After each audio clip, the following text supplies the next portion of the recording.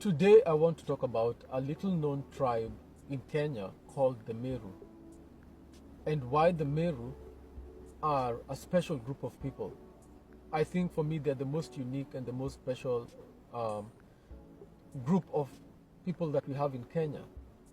That doesn't diminish the importance of all other groups, but given the history and the set of circumstances and the stories and the narratives that surround the Meru, I think they're very special, even though no one ever talks about them. And in fact, they're rarely mentioned in Kenyan schools. And part of the reason why they're not mentioned in Kenyan schools is because of the guiding philosophy of Kenya's education. Now, according to him, that this is not taught in school. Their stories are simply amazing. I'm not even sure how many Meru people know their own story.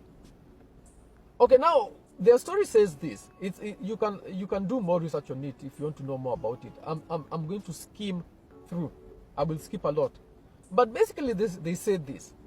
They say that they come from the north, and they say that long time ago, they were in the north. They were minding their own business, and then one day they got attacked, and then as a result of that attack, they were captured, and they were slaves, and they were the slaves of people that they say were red.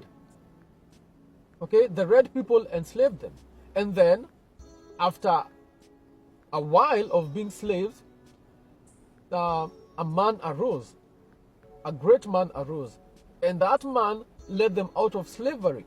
And when they were leaving the slavery, they passed through water, and that man, and this is true, this is what they say, that man somehow performed some kind of magic trick, and they were able to cross in between the waters.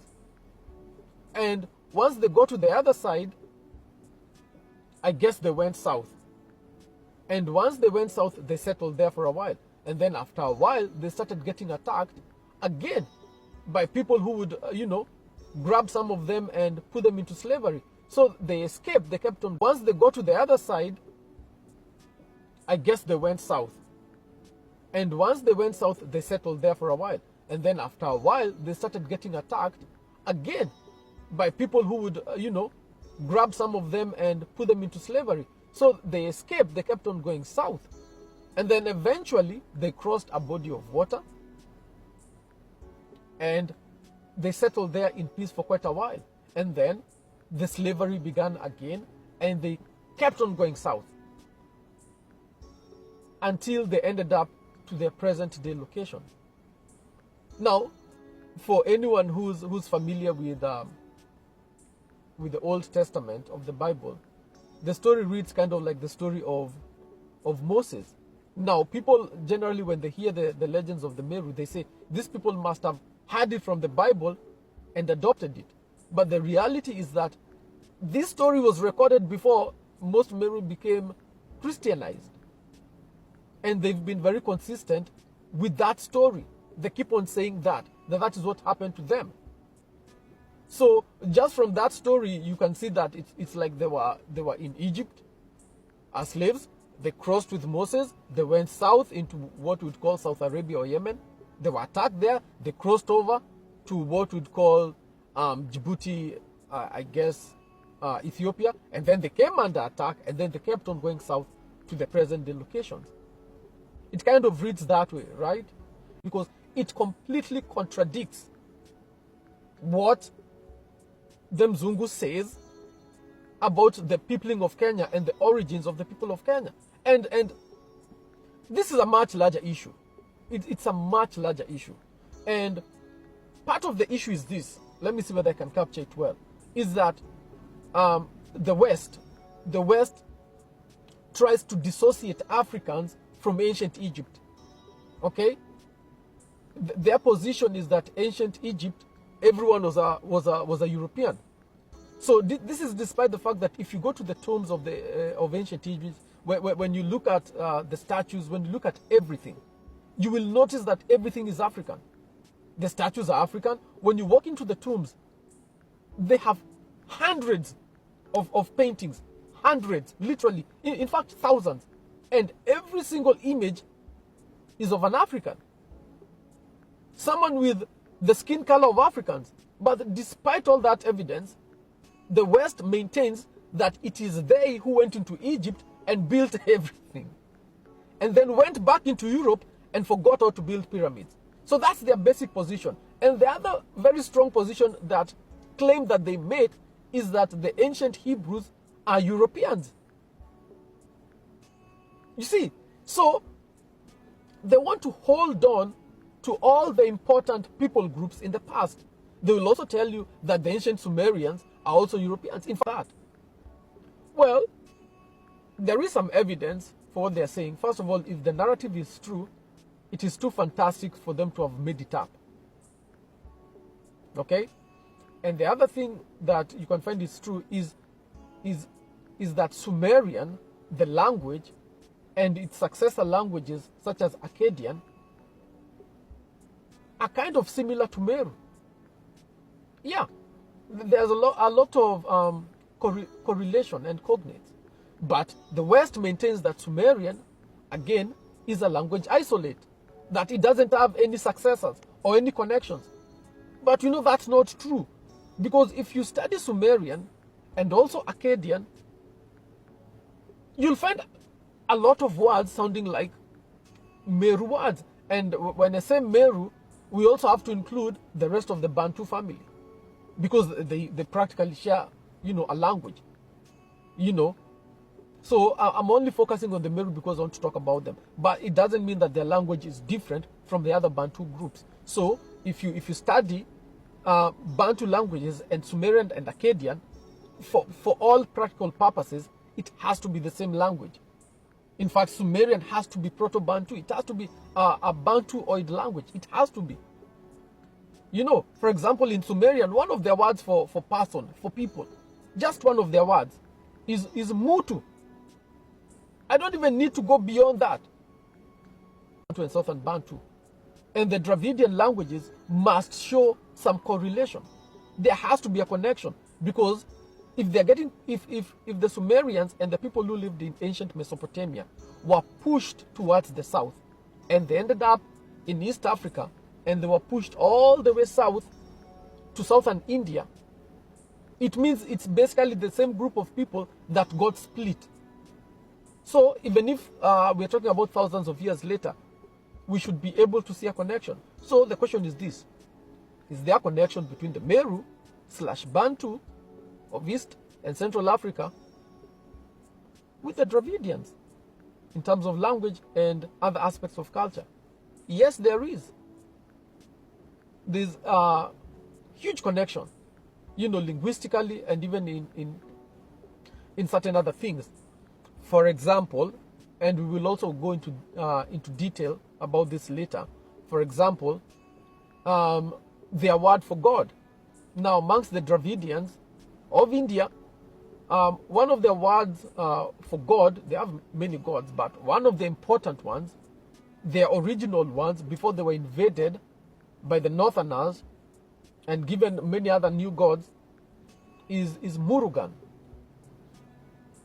So they have Murugan, who they call Lord, who's their god, actually, one of their important gods.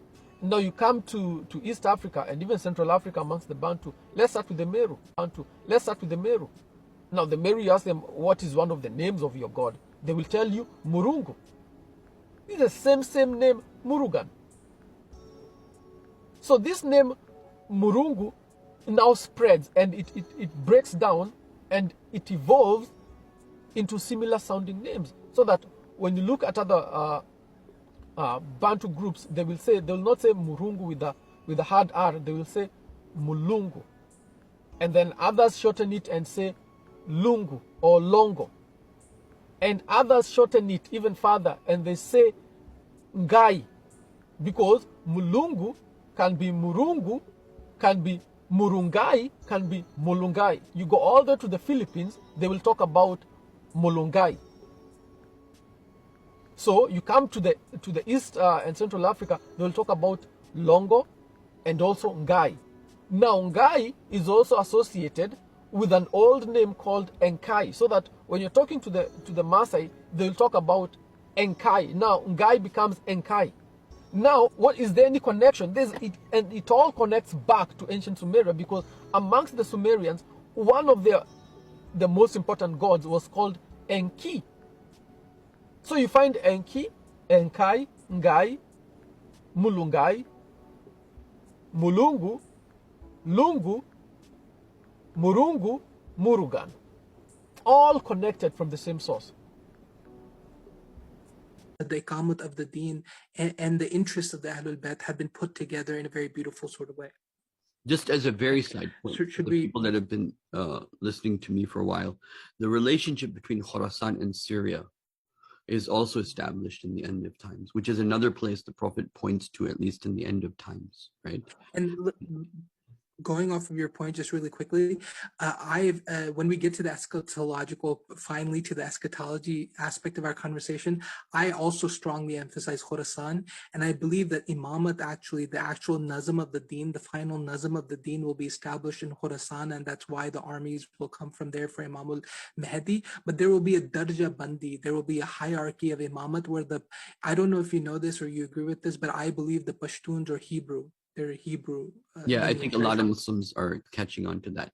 The other possibility, just so that your eyes are open to this possibility, is Muslims in Africa. They were also Hebrew, and many of them have also become Muslim. So just so that we don't lose so the Pashtun are definitely the Jewish, lost tribes of the Jews seem to have a lot of Jewish ancestry. There's no, Yusuf Zai, for example, so there's no doubt about that. The other possibility is Muslims in Africa, and one day I want to talk about that, and maybe these again might merge. A lot of these things might merge in places like Turkey, where the Prophet says it will be the Banu Ishaq who will come to Turkey. So Banu Ishaq could be Muslims in a Muslim alliance with another Muslim alliance, meaning Muslims in Africa having an alliance with Afghanistan, working together, and so then that can be Banu Ishaq also. But anyway, the potential is there, is what I'm saying. Yeah. Exactly, and they're part of all of those wherever they are, Africa, Khorasan, or even the Philistines, I believe, all of them are in Ahd-e Imamat. They participate in Ahd-e Imamat. They're Zuriyat Ibrahim, right? So they're part of Ahd-e Imamat. We'll get to that in Eschatology when we finally get there after we do our Muslim history. But okay, to finish, let's start going back to Ibrahim al-Islam. So we see the things that's an expression of this is Sayyidina Ibrahim al-Islam doesn't only do khatna of Ishaq and Ishmael and his. I'm just clarifying. Khatna is circumcision, and so he doesn't only do the khatna of Ishaq and Ishmael and his other sons. He does the khatna of the abids of his home, right? The abids, the slaves of his home. And if you're familiar with the story, Sayyidina Ibrahim al-Islam at the end of his life, toward the end of his life, when this happened, had much land, had much mulk. He was given a lot of ghulam, and he had a lot of slaves, and he had abundance. He had a lot. This was at the end of his life, after Hijrah, toward the end of his life. He had everything, right? So he had many armies of ghulam. He even went to war with an army that was his slaves at one point, right? So he does the khatna of these people, and why does he does that? Because Ibrahim al-Islam has this hilm, right? And his hilm, he wants good for everybody. So if he's given khair, he wants the khair for other people. Like he tried to stop for the azab on Qawm al-Lut, right? He tried to intervene. He tried to be a shafi for that, but it wasn't accepted. But he has that hilm, right? He has that mizaj, and so he wants the slaves of his household to have the same khair as he and his sons have, right? On this wazan from the seerah of Sayyidina Muhammad sallallahu alaihi wasallam, we see something very beautiful, right? So in my view, the Ahlul Bayt not only include Sayyidina Khatija, the Niswatul Nabi, and also his Sayyidina Ali, Sayyidina Fatima al-Islam, the Zuriyat of Sayyidina Ali and Sayyidina Fatima al-Islam, but it also, in a broader meaning, Ahlul Bayt Arabic has this beautiful literalism to it, right? So Ahlul Bayt, the people of the house, includes the abids of Rasulullah Rasulullah sallallahu alaihi wasallam, and the people like what is it, Mola, right? The people Sayyidina Muhammad sallallahu alaihi wasallam freed. So Zayd ibn Haritha and Osama ibn Zayd, in a broader sense of the meaning, are also Ahlul Bayt. Maybe not to the same degree, not in the same way, maybe, but to some degree, because they are the people of the house, right? And so, so what did it? And Salman